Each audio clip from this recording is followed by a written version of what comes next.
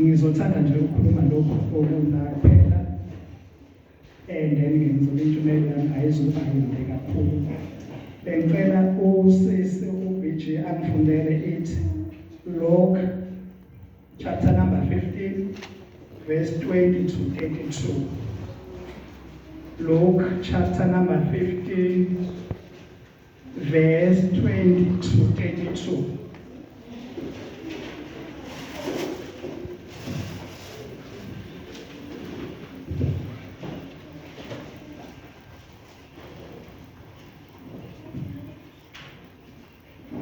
Hallelujah. Sizofunda njengoba seshilo umvuli inkonzo uLuka chapter 15 verse 20 to number 32. Amen.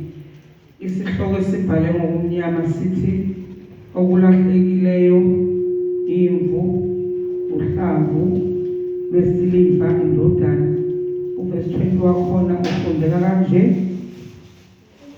Yayithi suka yafika kuyise, kepha kuthe sekude uyise wayibona, waba nesihe wagijima, wayisingatha entanyeni wayanga.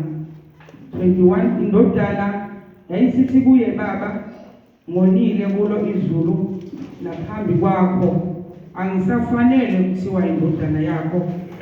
22 kepha uyise wathi ezincekwini zakhe, sheshani nikhiphe ingubo enhle kunazo zonke, niyembathise, nifake indandatho esandleni sayo nezicathulo ezinyaweni, nilethe ithole elikhuluphalisiweyo, nilihlabe sidle sijabule. 24 ngokuba le ndodana yami ibifile yabuya yaphila, ibilahlekile seyitholakele, base beqala ukujabula. Kepha indodana yakhe enkulu yayisensimini, yathi isiza isondela endlini yezwa ukuhlabelela nokusina, yabiza omunye wabafana yabuza ukuthi kwenze njani lokho. Wathi kuyo, kufike umfowethu uyihlo wahlaba ithole elikhuluphalisiweyo ngokuba ubuye wathola ephilile, kepha yathukuthela kayivumanga ukungena. Uyise wayesephuma wayincenga, kodwa yaphendula yathi kuyise, bheka, iminyaka engaka engikukhonzile.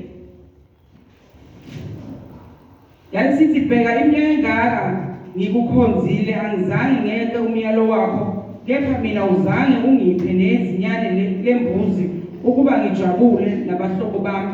Kodwa kuthe ukuba ifike leyo ndodana yakho eqede imfuyo yakho nezifebe, wayihlabisa ithole elikhuluphalisiweyo. Wayesethi kuyo, mntanami, wena uhlala nami njalo, konke okwami kungokwakho. 32 kepha simelwe ukujabula sithokoze ngokuba umfowenu lo owayefile wabuye waphila, wayelehlekile sewatholakala. Baba, izwi lakho liyaphila namanje emini, uNkulunkulu ophilayo entambama, siyabonga. Khuluma ngalo ngomntwana wakho, moya ongcwele, membathisa amandla ezulu, thinta izindebe zakhe ngelahle lakho elivuthayo. Akuthi Nkosi umlayezo wosuku azowusho phakathi kwabantwana bakho, yilo impela umphathise wona. Baba, uthola amandla wonke, silekelele siyibandla, moya ongcwele, sivule izindlebe zikamoya, sivale ezenyama, silalele wena ukukhuluma ngezwi lakho egameni likaJesu manje naphakade. Amen.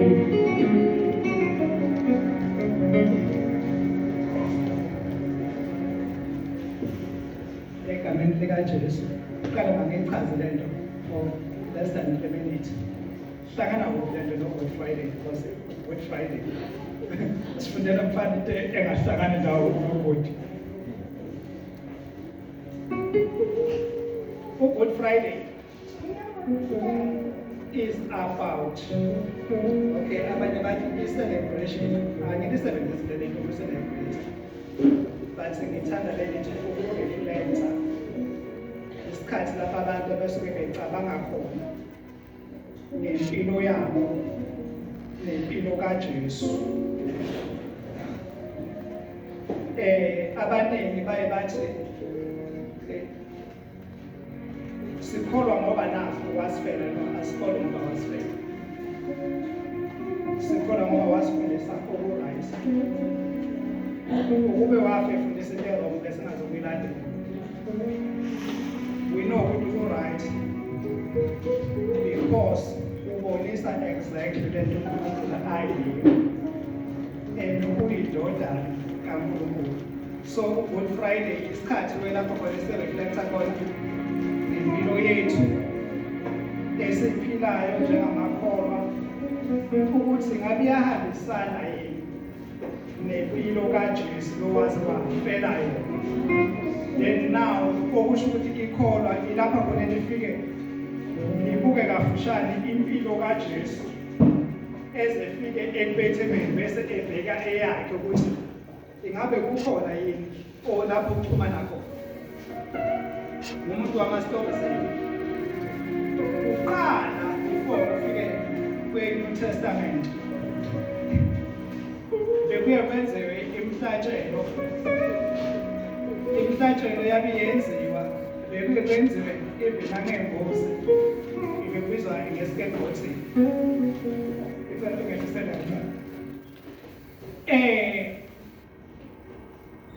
Uma umuntu bewonile ngaleso sikhathi bekuye kuthathwe imbuzi ilethwe kumpristi bese umpristi emnusela izono zakhe owonileyo zishiwo zonke phezu kwalesilwane lesi esimbuzi.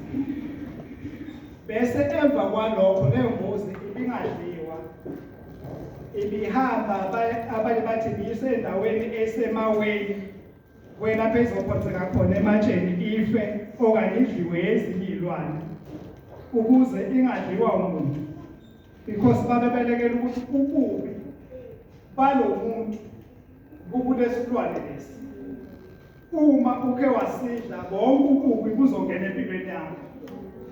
So now kwagcina sekuyindlela yokuphila ukuthi uma umuntu efuna ukuphuma enkingeni akatholi into ethile ayothatha lobu bubi bakhe athwese yona icala.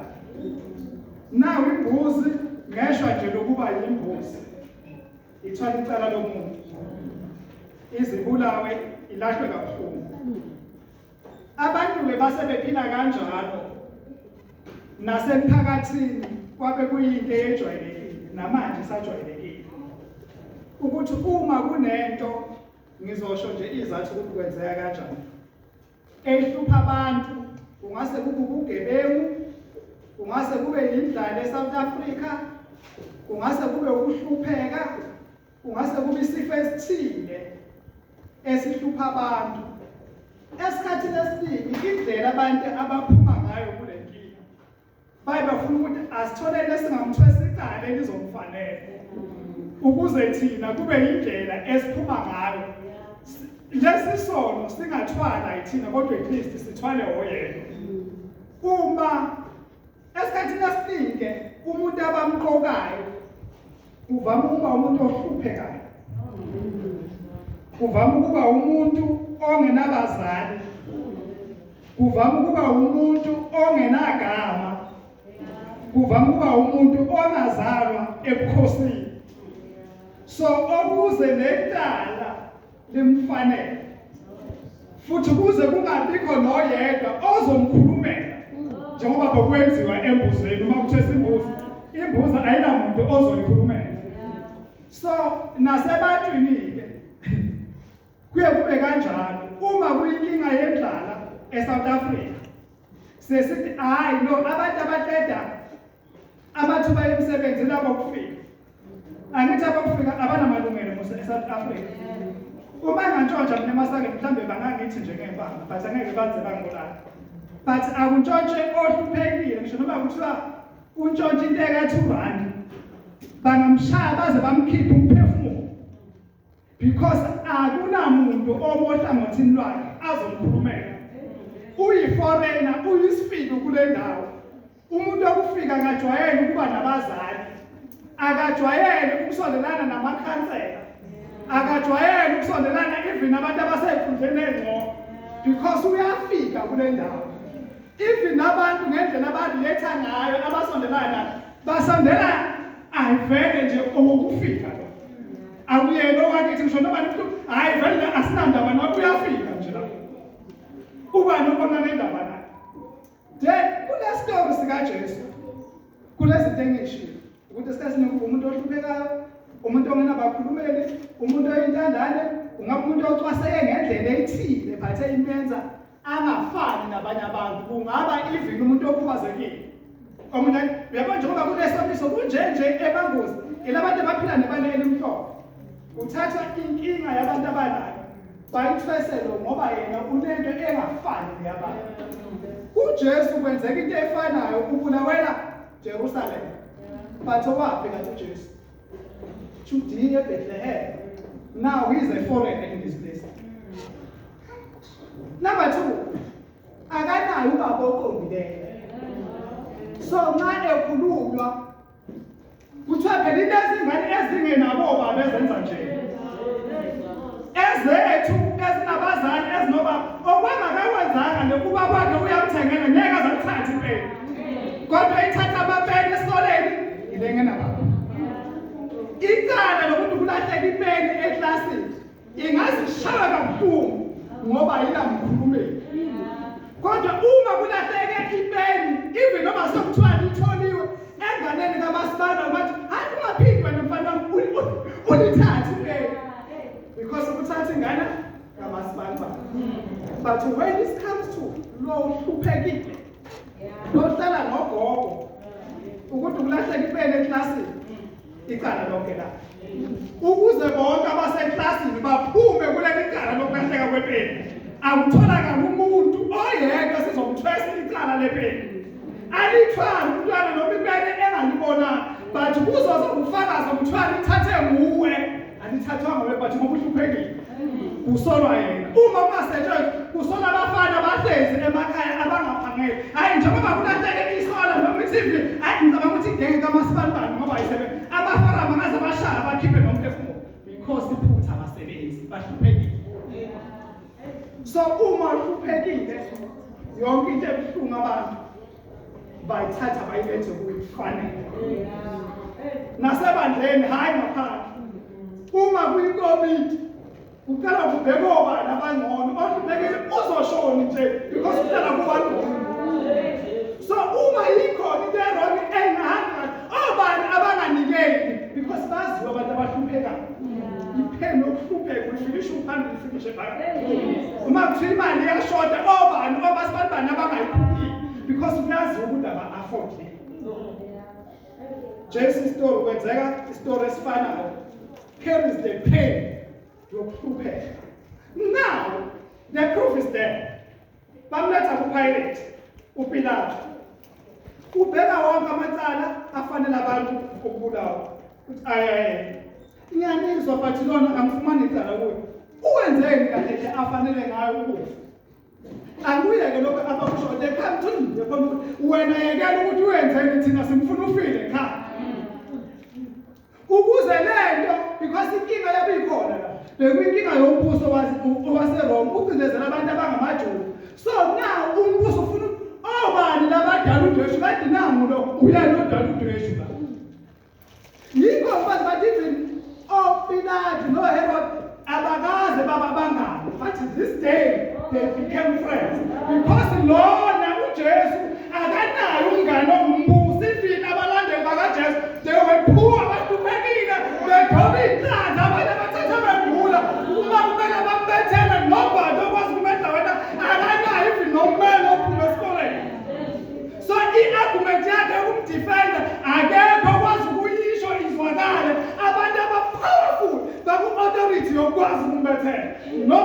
wasukuma endaweni yakhe. That's what happens when you are poor. Mawuhluphekile, you are in trouble. Yonke into you carry that burden of being poor. Now, kule ndaba le kaJesu le engiyifundile, because I was ngizobuyela ku-conclusion ukuthi how does this story link the stories sendoda nayo lahlekwa, because asikho setendeni kwe-evangelism. Angizogcina kulo nimaziyo vele ku-right lo, ngoba vele uyazi ukuthi akekho angekho. Now kule story lesi, to sum up mhlawumbe kwabantu abasha, thina we spending most of the time sifunda o-Facebook, so nginga-assume kanti ukuthi abantu story bayasazi. We hardly read iBhayibheli. Kula story sithi ubaba ubenamadodana amabili. Ubaba lo ngathi oyinkosi ngebumo wasebukhosini unamadodana awu-2. Ume namadodana amabili, ba-rich kule family, very rich, wealthy. Yathi lena encane, baba nginika okunye kwami, ngihambe kuyozibusisa nje nabangani. Angizogcina kuyo bangaka ngiyalo. Hayi bathi ubaba ngingathi ubeyithanda wayivumela. Yawuthatha okunye kwayo, thatha ifa ubaba esaphila. Ifa lijwayele ukubuya kumuntu esehambile, this time ndayaba ubaba esaphila, because uthe lona unomo kwakhe namanje.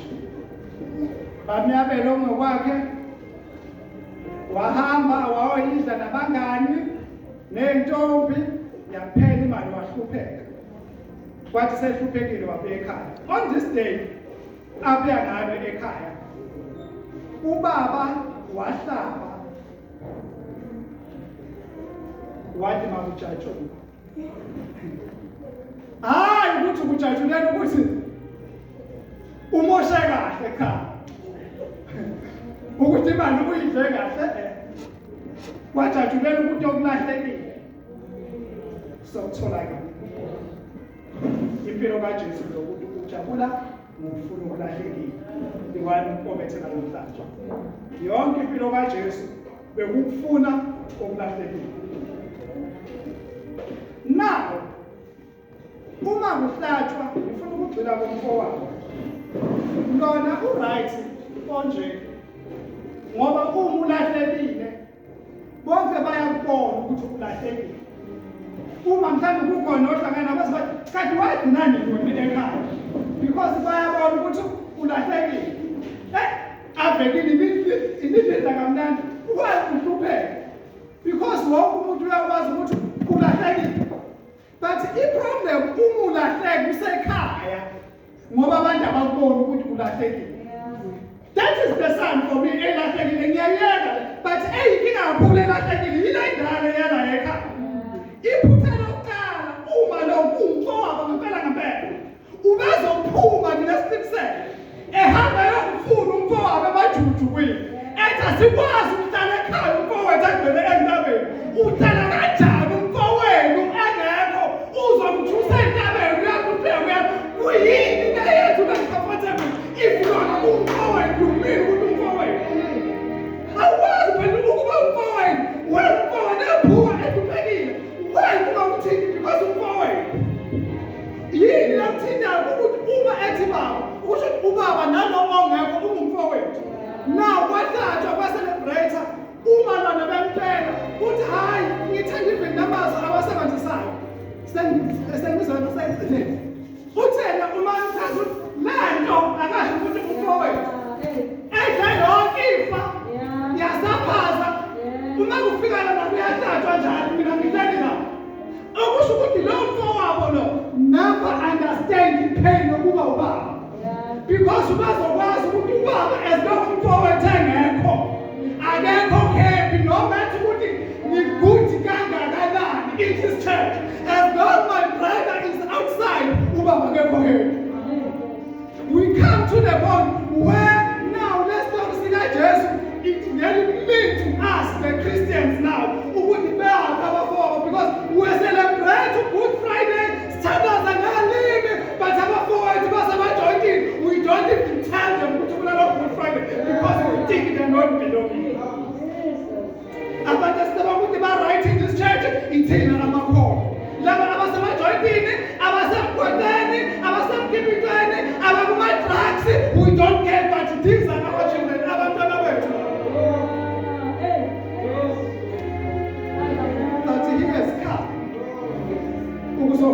ulahlekile.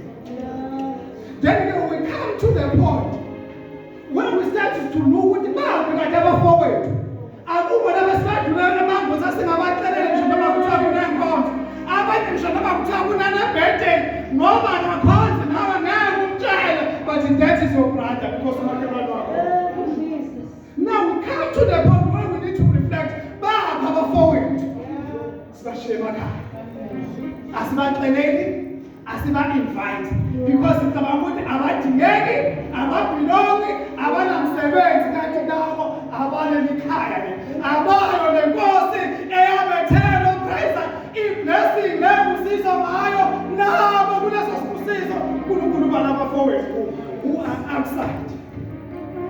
That is why nakulo mkhuleko siwenzayo kwabafowethu osezulwini usathi usiphe isikwa sethu hayi sakho nomkhuleko ubala nabanye abafowethu. When today wathola lesikwa cabanga ukuthi lo mkhuleko ubala nabanye abafowethu abangekho la. Siphi isikwa sethu angisho thini obani bathi esobani. So wathi sathola wena why ufuna ukunethezeka nesikwa sethu na? Because lesi sikwa sala ekhaya sibala nomfowethu osentabeni. Usida kanjani kuzokusala uchithe neenkukhu wena umfowethu egcwele emathafeni? Bathusi uzofuna ukulahlekile.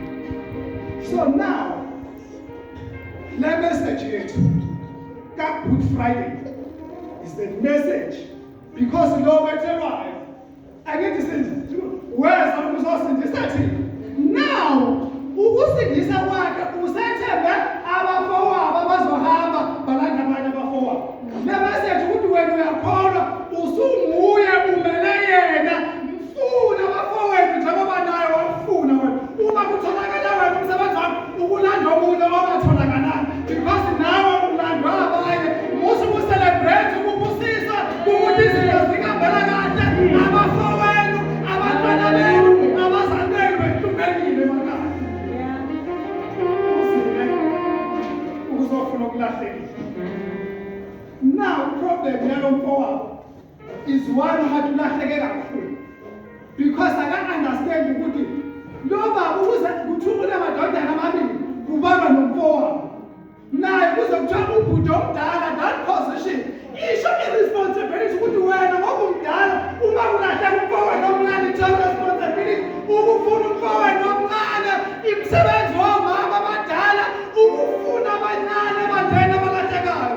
Lotho kusikhawuntela mina ngo-20 years u-20 years uthatha i-experience nokufuna thina esilahlekayo. Jesus because wena umdala la ekhaya. So laba abalahlekayo laba abafowenu singane wena ngoba umdala abafune ngoba uzofuna ukulahlekile. Kwakhe kwaba kanje ubhuti ebehlulekile labantu esithi bangamabheka baphila ngomfelo. Waya komunye umuzi elambile yabo umuntu maze ecela ukuthi suke nilambe ngempela. Usuke elambe ngempela okugcina ukuthi angathatha noma yini ngokulamba. But this time waqonda emzini uthi wafika wanoka front door bamvulela wavela ubaba emnyango. Hawu nomzane ukhala ngani? Wathi lo baba ngilambile ngilambile. Wayesethi lo baba jikela ngale emva back door. Uma fika ku-back door lo mfana wahlala phansi. Ubaba wavula ifriji lokho nomfudumezo wamdonsela umfudumezo wamfunela i-oroso wamdonsela nesikhope kanti sisele nesikwa noma sisaleni. Ulambile uhluphekile. Hayi basho njalo bathi for a beggar cannot choose. Uma uhluphekile uthatha noma yini noma kuthiwa into abasayifuni bayigqoke yadabu inembobo ikala phezulu konikeza wena ngoba uhluphekile. You can't choose muzi ngoba uyaphuka wena. wahlala phansi. Kwathi before edle ngoba lo baba uyakhona. Wathi ngicela sithandaze. Before kudla. Wathi ngicela sithandaze ubaba wethu osezulwini. Wathi okay, asiqale baba wethu osezulwini. Mali ngcwelisa ibheka lo sihlupheke. Esathi baba wakho osezulwini. Uwama lo baba yena. Ungathi uyaphazama. Umkhuleko uthi baba wethu osezulwini.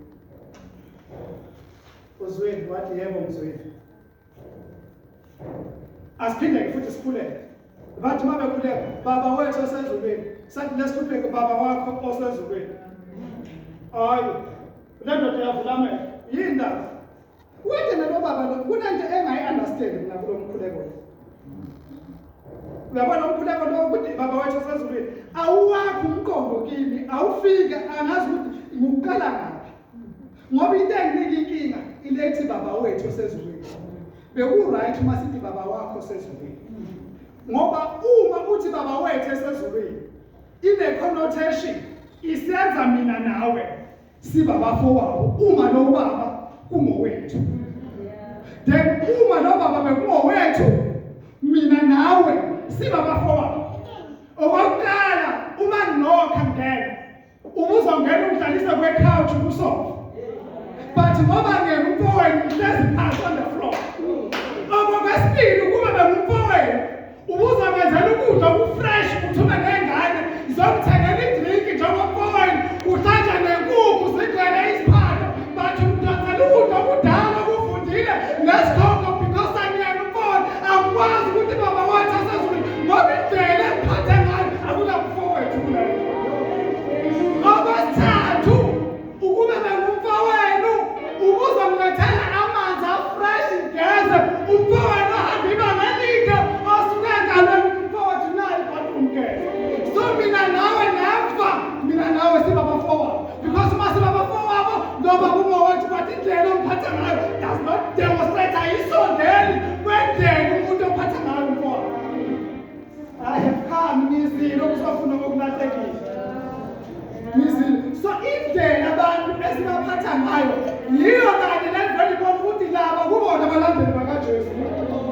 Yikho-ke lo mfowabo lo engikhathaza because ukube bekufowabo uma kube umfowabo ubezojabula into hayi nginaso isizathu into wabuyela umfana ehlupheke. Ukube kuthiwa lo mfana nje noma kuthiwa ehamba u-10 years ukube kuthiwa kwathiwa umfowenu obuya ne-BMW obuye driver obuye ephethe iy'mpahla ey'ningi ubazothi wow umfowethu but ngoba babehlupheka akamamukeli akuphela umfowabo. Akayena umfowabo. Athusi ukuzofuna ukulahleka. Okunye kulahlwe ngaphandle. Okunye kwalahlwa ngaba baphakathi. Ngokuhluleka ukubonisa ukuthi lo mfowethu wazathi ungathi kungcono lapha uma esontweni abantu baphathwa kanje hayi kungcono ngoba ngeke esikhongozeni because abaphakathi abafowabo abadala bahlulekile ukuveza ukuba bafowabo. Yikho nje kugcwele e-Afrika ayikho ingane engenamzali. Afrika ingane yakho ingane yakho. Afrika lapho akekho unkosikazi ongamele umthumeli wakho. Amadoda endawo ayahlanganisa nomuntu awakhele because bathi lo ngekho umfowethu. So ngeke sibuke inkosikazi kamfowethu ihlala kanje. Why sinabantu abahluphekayo kukhona abafowethu? Because abakhona khona ukuthi abafowethu bafana ngamashini. Indoda endawo but uzile yena ukuzofuna ukulahlekile. Noma bethelwa ubethelwa ngoba ufuna ukulahlekile. Even negebengu ezabe zibethelwa naye uzathi namhlanje ukukhombisa ukuthi ngempela ngisho noma sengisesiphambanweni impilo yami yokufuna ukulahlekile empilweni zabantu. Bangake esibashiya abanye bakhishwe yithi. Sangabarecognize ukuthi labo bangabafowethu. Uma ungayile khona